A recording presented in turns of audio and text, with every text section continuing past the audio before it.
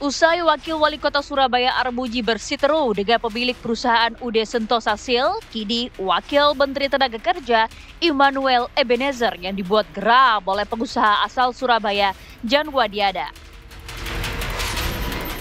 Aneh, kok ini nggak ada kesini? Ini kesini gimana sih? Ijazahnya di mana sih, Pak? Tadi ngapain? Kita cuma minta pulang ijazahnya, Bu. Nggak minta apa-apa, nggak minta duit. Udah kasih aja. Saya nggak nahan, Bang. Saya nggak tahu, Pak. Lo kan nggak tahu, ini orang ngasih kesini.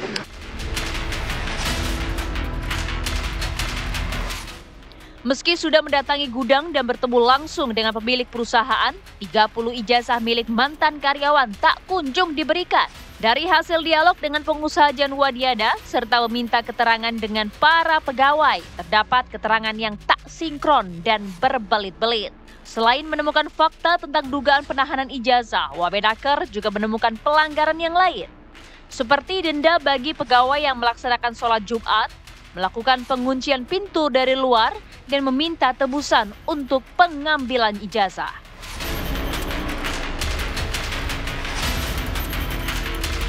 Sebelumnya, Komisi D DPRD Surabaya menggelar rapat dengar pendapat terkait kasus penahanan ijazah karyawan oleh UD Sentosa Steel. Dalam rapat tersebut diungkapkan ada puluhan karyawan yang ijazahnya ditahan.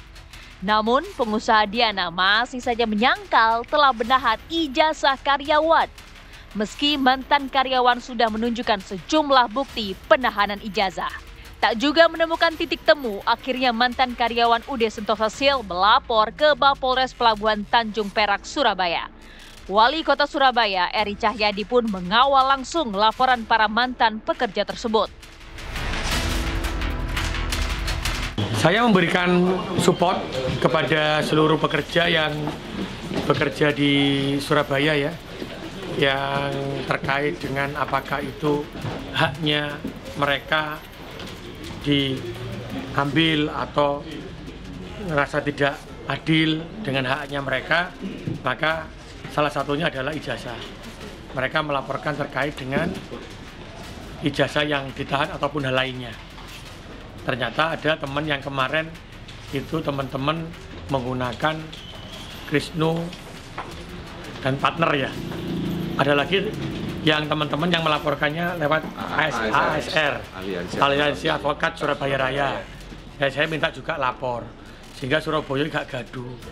Tapi sing salah ya kudu seleh. Jadi kita akan kawal terus, apakah itu di titik manapun, sehingga kita buat posko pengaduan ya.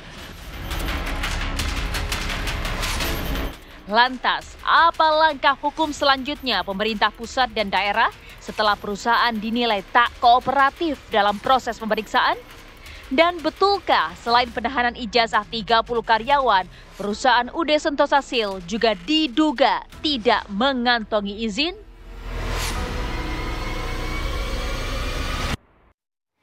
Ya, setelah Wakil Wali Kota Surabaya, ini nampaknya Wamenaker juga dibuat geram pemirsa dengan pemilik usaha UD Sentosa Steel asal Surabaya, Jawa Timur. Begitu karena kita ketahui beberapa waktu lalu, mungkin videonya juga sudah viral di berbagai media, begitu bahwa Wamenaker didampingi oleh sejumlah pihak ini sudah datang langsung mencoba untuk dialog, tetapi tidak juga membuat bahwa 31 ijazah yang kemudian ini ditahan informasinya ini dikembalikan begitu ya.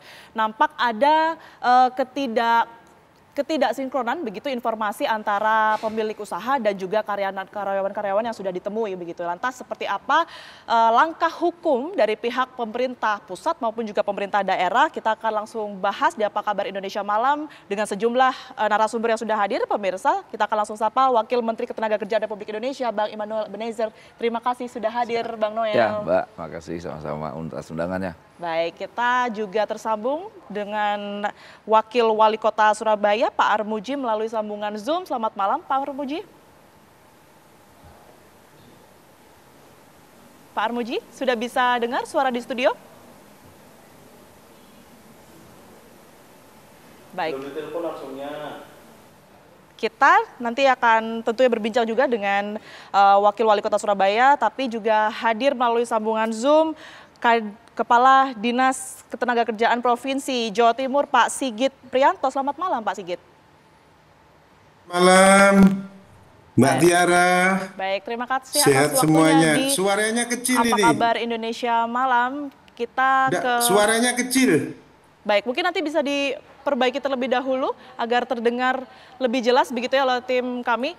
Kita ke Bang Noel terlebih dahulu. Bang Noel sudah banyak sekali videonya. Bang Noel mengatakan bahwa nampaknya ada dugaan pelanggaran begitu ya. Iya. Dan juga ada hal-hal yang janggal. Bang Noel mengatakan seperti itu. Sebenarnya temuan dari kunjungan ke Jawa Timur kemarin, ke Surabaya, khususnya ke gudang dari UD Sentosa Sil ini kemarin seperti apa Bang Noel? Ya, pertama kedatangan kita kan coba kita cek ya kejadiannya sebenarnya apa ya, jangan sampai kita pemerintah malah mendapatkan laporan-laporan yang basisnya hoax kan, ternyata kan tidak. Makanya kita hadirkan kawan-kawan yang ijazah ditahan itu, gitu. Nah, yang membuat kita kesal dan geram itu, pertama si Budiana ini tidak mengakui bahwa ijazah itu ditahan. Kedua, dia tidak mengakui bahwa yang ditahan ini karyawannya. Tidak mengakui 31-nya tidak ada satupun yang diakui. Nggak ada yang diakuin. Bahkan mantan HRD-nya itu Mbak Putri itu pekerja di situ juga tidak diakui bahwa dia kerja di situ. Bayangin ijazahnya nggak diakuin. Kedua karyawannya tidak diakui. Bahkan dia kong kali kong tuh dengan keponakan tuh namanya Veronica. Nah, yang gantiin Mbak Putri itu waktu HRD sekarang namanya Veronica. Veronica itu bahkan dianggap bahwa sudah resign, ternyata masih kerja. Dan waktu kita bilang, loh itu masih kerja, itu tidak Pak, katanya bermain. Loh, ini perusahaan memang tempat bermain. Nah, itu yang membuat kita makin ngeliat, oh ini ada hal yang janggal. Berarti emang orang ini ya menurut saya ya kurang ajar sekali. Sampai tingkat di tempat itu kan kita diskusi sebelum kita diskusi di situ kan kita tanya juga, Bu di sini di mana tempat rapat, kantornya? Oh nggak ada Pak di sini. Tempat diskusi nggak ada, tempat meeting nggak ada, kantor nggak ada. Jadi pure hanya gudang aja? Iya gudang aja, ternyata enggak kan kita naik ke atas. Saya bilang tim saya naik ke atas coba cek. Ternyata ada kantornya, ada tempat meetingnya. Jadi banyak sekali kebohongan-kebohongan yang ditutupi oleh Bu Diana ini. Tapi saya nggak ngerti kepentingannya apa. Itu dia, kalaupun harus kita berpikir ke sana begitu ya Bang Noel ya, kebohongan-kebohongan, kemudian juga kejanggalan-kejanggalan. Kalau dari Bang Noel sendiri menduganya ke arah mana sebenarnya? Dugaan itu kan bebas-bebas aja.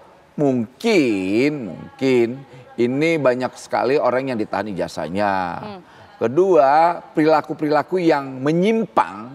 Misalnya salah satunya sholat Jumat. Kalau orang sholat Jumat itu dipotong gajinya. Kedua ada laporan juga kawan-kawan itu yang pekerja itu dikurung di gudang, nggak boleh kemana-mana. Kemudian ya banyak hal yang lain. Sampai sangat ekstrim ya. Jangan-jangan spare partnya ini spare part ilegal. Itu dugaan ya. Tapi kan itu domainnya aparat penegak hukum.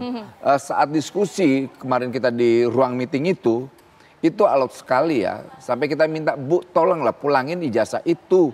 Saya nggak minta duit, saya nggak minta apa-apa. Saya hanya minta ijazah itu agar dipulangkan. Karena itu kan dokumennya, dokumen pekerja yang nggak boleh ditahan gitu loh. Bahkan Dan sampai itu hari ini itu belum kembali begitu ya Bang? Belum. Kadang-kadang lupa dia, kadang-kadang mengakui. Kemarin kita pergi, dia nggak ngakuin. Nah berapa hari yang lalu saya baca, dia ngakuin.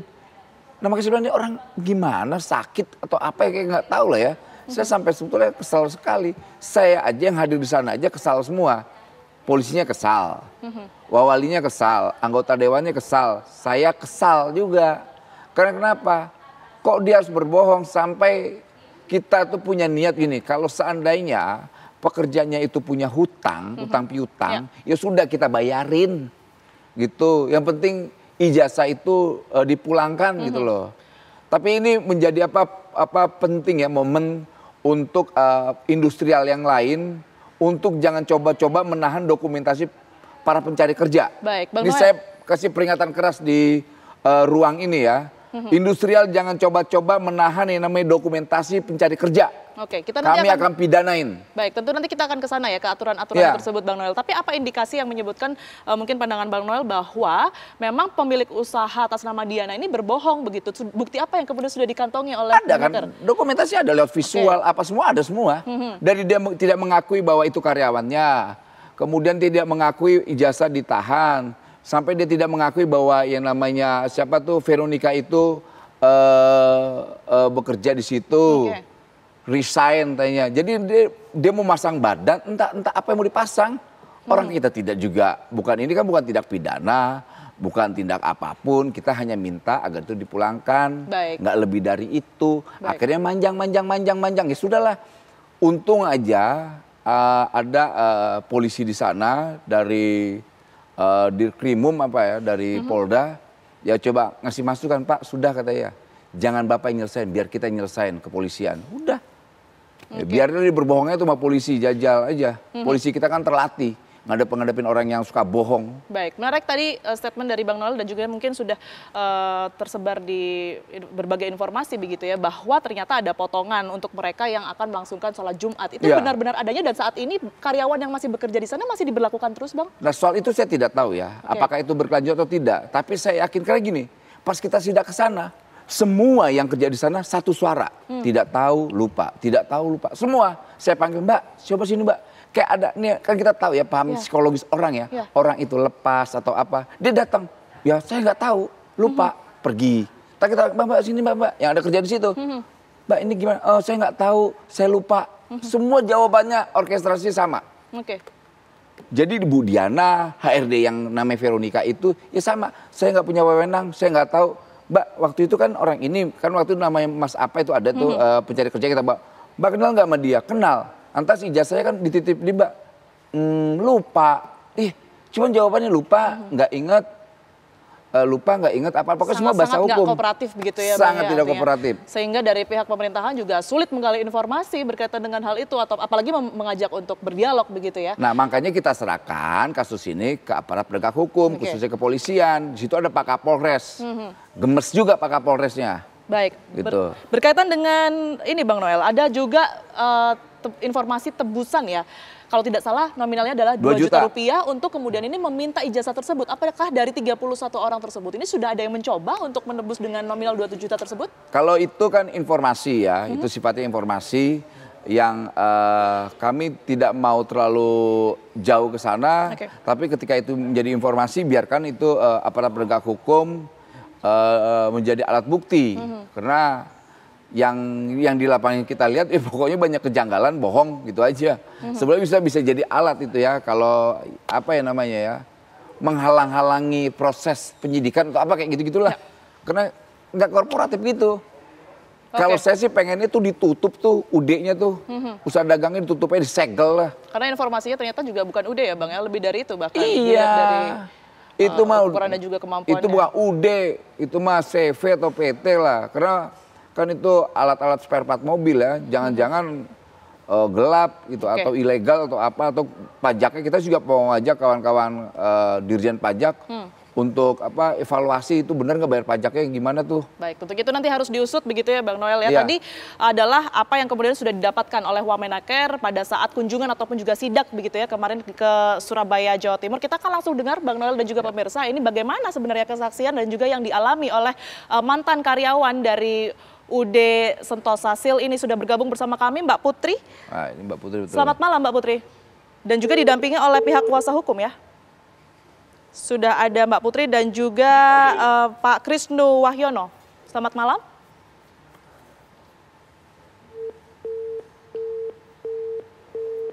Baik, nampaknya sambungan masih terputus. Kita nanti akan juga gali informasi ya tentunya dari Mbak Putri apa saja yang kemudian dialami termasuk juga dengan bukti-buktinya. Kita akan bergeser terlebih dahulu. Saat ini sudah tersambung dengan Pak Armuji, Wakil Wali Kota Surabaya. Selamat malam Pak Armuji.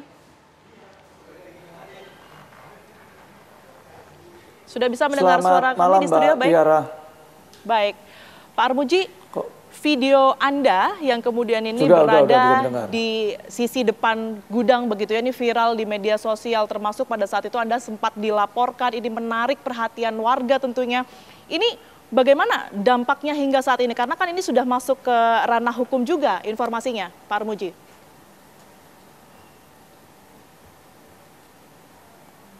Ya, kita memang sempat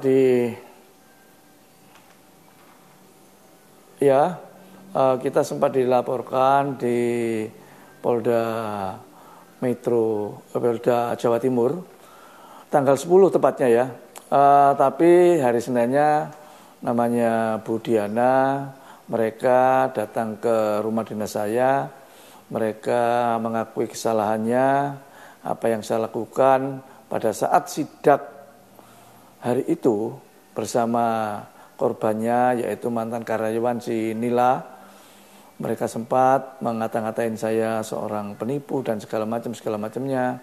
Tapi tanggal hari Senin tersebut mereka sudah datang minta maaf dan kita maafkan.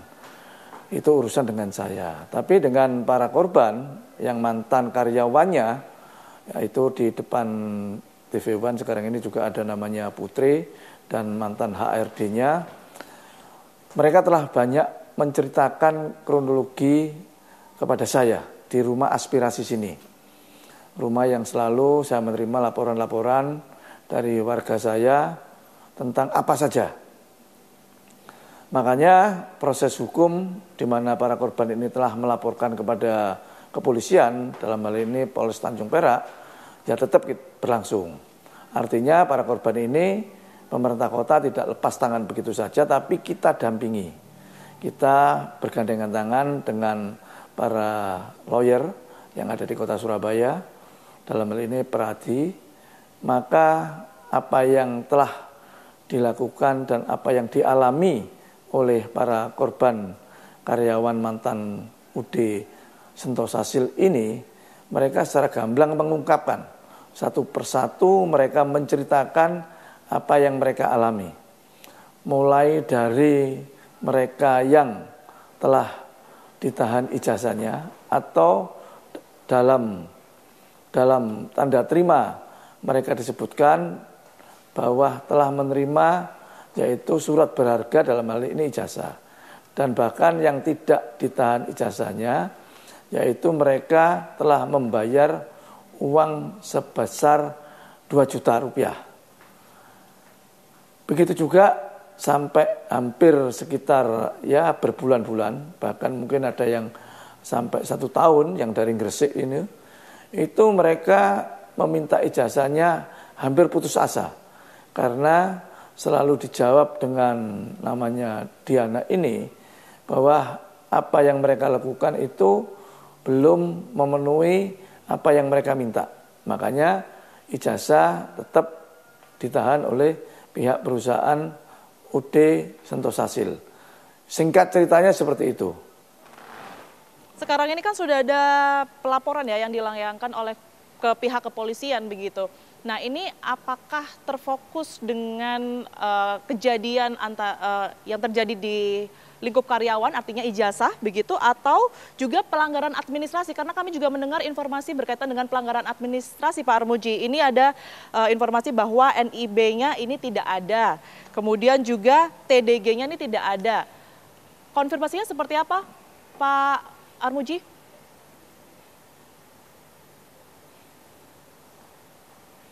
Ya, NIB-nya itu terkuak setelah DPRD Kota Surabaya itu melakukan hearing dengan perusahaan UD Sentosasil, dalam ini yang datang adalah Diana dan suaminya. Di situ terkuak bahwa Disnaker mengatakan kota maupun provinsi mereka tidak mempunyai NIB. Itu secara administrasi.